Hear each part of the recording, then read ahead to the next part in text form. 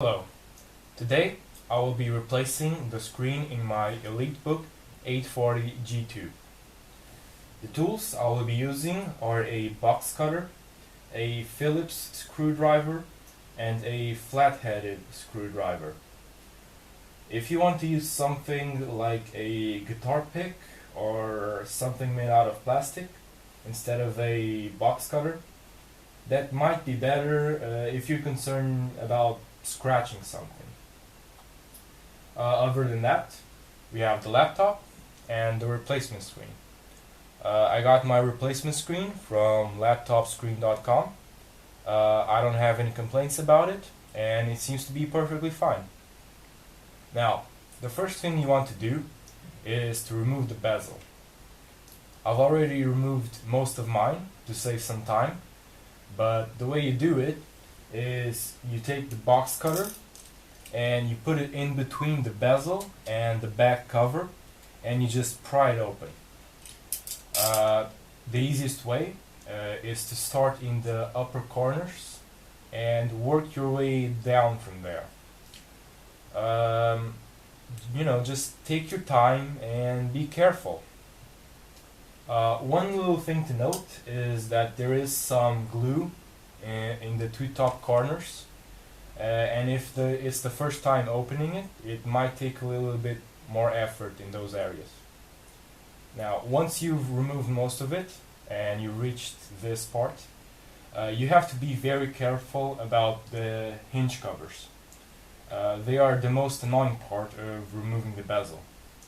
The way you do it is you open your computer all the way and you make sure everything is loose and disconnected.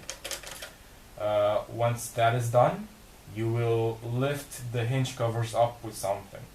I will be using a screwdriver, but if you have, for example, tweezers, it will be a good idea to use them now.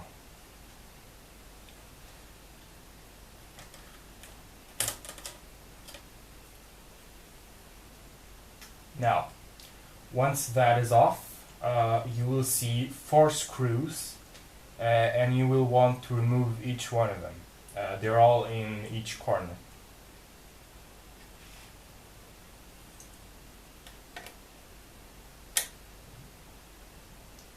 Just make sure you don't lose the screws and you remember where you put them.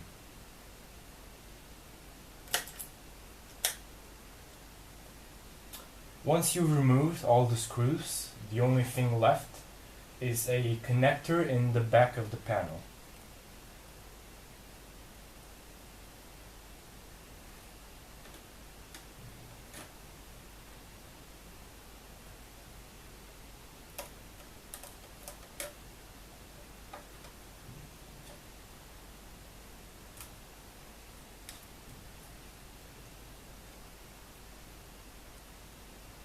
Now, you will want to lift up the tape and remove the connector.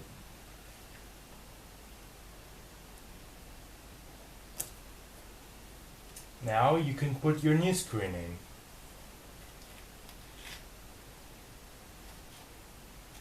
You will put the connector where it was in the other screen, and then put the tape back on.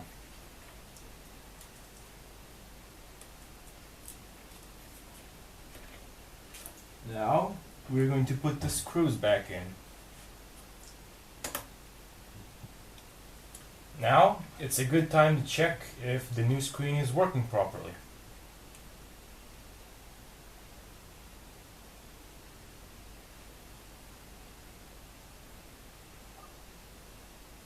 Everything seems to be working fine, so I'll turn it off. Now everything that's left is putting the bezel back on, and of course removing the protective cover.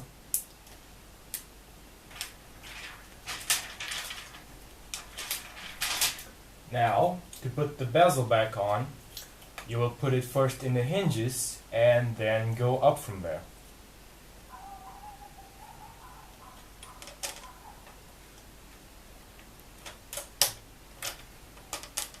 Now, all that is left is to pop everything back into place.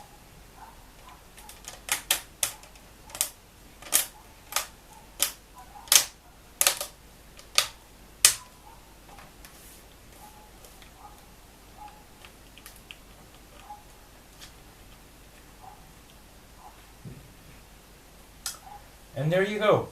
You have successfully changed your screen.